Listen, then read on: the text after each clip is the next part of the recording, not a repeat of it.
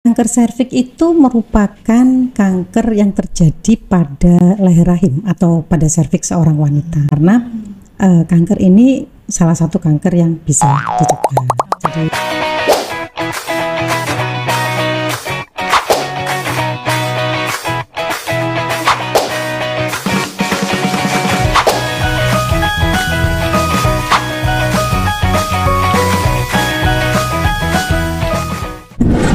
itu merupakan kanker yang terjadi pada leher rahim atau pada serviks seorang wanita.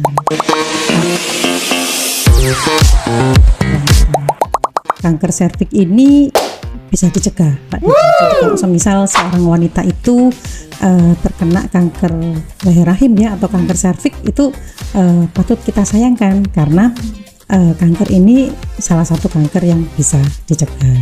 Jadi di dunia kanker serviks itu menempati urutan keempat ya. Kalau di Indonesia dia menempati urutan kedua setelah kanker payudara. Jadi karena dia menempati urutan kedua, terus sedangkan bisa dicegah, ini juga patut kita sayangkan. Penyebabnya itu merupakan virus HPV, jadi human papilloma virus yang persisten. Nah, penyebabnya tadi karena virus human papilloma itu. Iya, betul. Jadi human papilloma virus itu ada yang resiko tinggi, ada yang resiko rendah. Jadi yang resiko tinggi ini yang menyebabkan pertama kanker leher rahim. Kedua dia juga menyebabkan bisa pada kanker anus. Pada laki-laki dia bisa menyebabkan kanker penis. Ya. Terus kemudian kalau pada yang human papilloma virus yang risiko rendah, dia itu bisa menyebabkan penyakit yang disebut dengan kondiloma acuminata. Kalau bahasa kita itu, bahasa awam itu nyebutnya janggar ayam. Jadi ini merupakan memang penyakit, salah satu penyakit yang bisa ditularkan lewat kontak seksual. Tapi tidak harus selalu dengan kontak seksual, Mbak ya, untuk bisa terkena penyakit ini. Tetapi karena virus ini yang high risk ini, HPV ini high risk bisa menyebabkan kanker leher rahim, dikatakan hampir 99,7% penyebabnya itu adalah virus HPV yang persisten. Oke, nah itu tadi virusnya ini menyebarnya bagaimana ya dokter sampai seorang wanita bisa terinfeksi virus ini? Tadi dokter mengatakan tidak harus melalui hubungan seksual, berarti ada pintu masuk yang lain dok yang bisa menyebabkan seorang wanita terinfeksi. Betul. Jadi kalau semisal virus ini bisa masuk ke dalam tubuh, itu bisa melalui yang 85% itu melalui kontak seksual ya, sexual route. Yang 10-15%-nya itu yang non sexual route.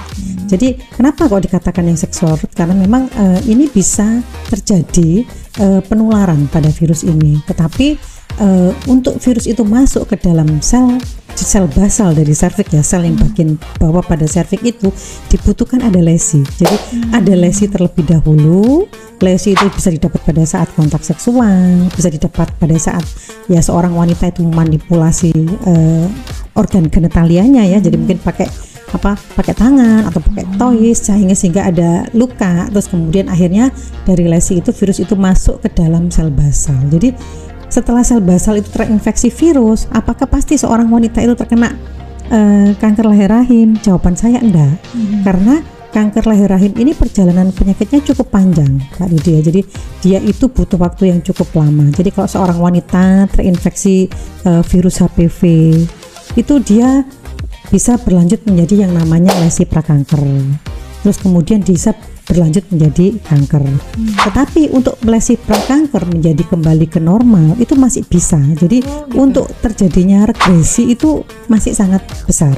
Yang menjadi kanker tuh hanya sekitar 10-25% kok. Artinya iya, artinya apa?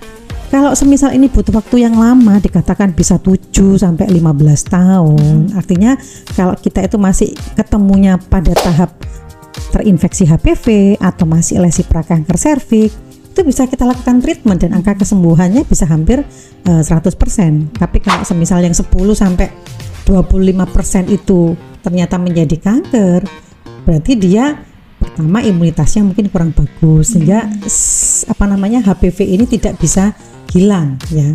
Jadi tidak bisa balik lagi menjadi sel serviks yang normal. Makanya itu disebutkan bahwa penyebab dari kanker leher rahim ini adalah virus HPV yang persisten. Persisten itu artinya apa? Dia tidak hilang, menetap. Karena menetap itu terus akhirnya dia berlanjut menjadi prakanker dan akhirnya menjadi kanker. Jadi ternyata ini untuk bunda-bunda informasi penting untuk menjadi langsung kanker serviks itu butuh waktu panjang. Ya, seperti itu ya dokter ya, kurang lebih 7-15 tahun dari tersampaikan. Nah, tadi juga dokter sampaikan dari yang lesi prakanker bisa menjadi sel yang kondisi yang normal kembali kalau ada treatment. Berarti kan ada proses kita untuk melakukan pencegahan dengan deteksi ya dokter ya? Iya. Nah itu apa yang bisa dilakukan oleh seorang wanita dokter untuk melakukan deteksi awal kalau terhadap potensi terjadinya kanker serviks ini? Jadi kalau tadi dibilang bahwa bagaimana ya cara pencegahannya, tadi disebutkan di situ bahwa pada saat sel itu masih normal kita bisa melakukan vaksinasi. Tadi karena dikatakan bahwa penyebabnya itu adalah virus HPV ya, di mana 99,7% ya penyebabnya adalah virus HPV. Ternyata diketahui tipe 16-18 yang bahasanya itu lebih dari 70% yang menyebabkan kanker leher rahim. Kita bisa melakukan pencegahan itu yang pertama pada saat serviks itu istilahnya itu belum terjadi infeksi. Jadi pada saat serviks itu masih normal, kita bisa melakukan vaksinasi. Ya, jadi dalam hal ini kita melakukan vaksinasi HPV.